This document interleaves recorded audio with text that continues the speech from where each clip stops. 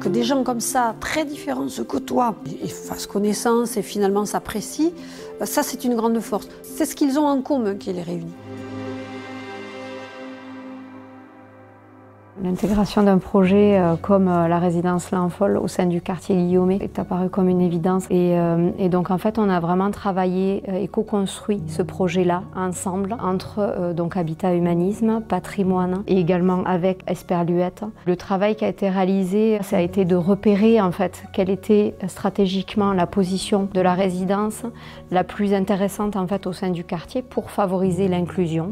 On est venu accompagner tout ce qui était coordination entre les parties prenantes du projet et on a également accompagné le montage du projet de vie sociale sur 4 ou 5 ans de co-création du projet. Salut Monique. Salut. T'es prête à faire ta star? Oui, je suis prête.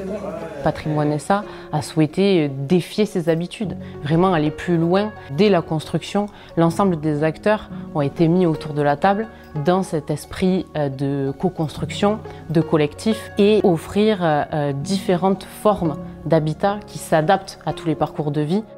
Et ici, il y a donc 16 logements en pension de famille avec des personnes qui ont eu des parcours très variés, difficiles, des grandes fragilités. Une résidence sociale de 16 logements aussi qui permet à des personnes de démarrer ou de redémarrer une vie, un parcours résidentiel. Et donc là, ils sont là pour 2 ans maximum. Des logements pour des personnes en situation de handicap, dont des colocations. Enfin, des logements classiques, notamment pour des seniors. C'est Habitat Humanisme qui les accompagne dans le cadre de l'habitat inclusif, donc de l'aide à la vie sociale. Je vis avec ma compagne et on a signé tout de suite. Et cet appartement-là, c'est une vraie chance pour nous. On a des choses que j'ai jamais eues en appartement. On a quand même des choses qui sont pensées avec des portes qui sont automatisées. Et en fait, ça n'existe nulle part ailleurs. Et ensuite, l'association L'Esperluette a financé la cuisine qui est derrière moi. À l'époque, elle était connue. Dans ce logement, je me sens très bien, bien encadrée avec le personnel. Ce qui m'a changé, c'est que je vis seule. Alors, j'ai des activités, j'ai des voisins qui parlaient. On a des sorties aussi, on a de la marche. J'adore ça. C'est pas une résidence où il y a un entre-soi en fait.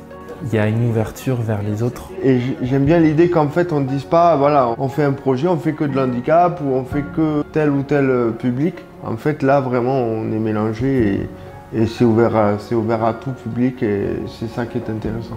Alors la grande force de cette maison, c'est la mixité et c'est la rencontre entre des publics qui ne se seraient pas côtoyés naturellement. Tout le concept a été basé sur le fait qu'au lieu que les gens se croisent et ne voient que leurs différences, on a vraiment axé le projet sur tout ce qu'ils ont en commun. L'envol, au-delà de représenter un habitat, c'est plus qu'un toit, c'est aussi un espace, un lieu de vie partagée où on peut retrouver notre place, sa place, pour s'élancer plus stablement dans la vie.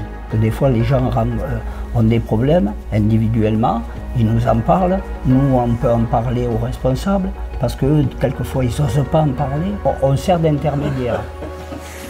Moi j'aurais pris après. À l'heure où les défis liés au vieillissement, à l'inclusion sont plus pressants que jamais, grâce à la résidence L'Envol, on voit qu'une autre voie est possible, de faire autrement et d'innover ensemble afin de proposer un habitat solidaire, inclusif, où l'humain est au centre.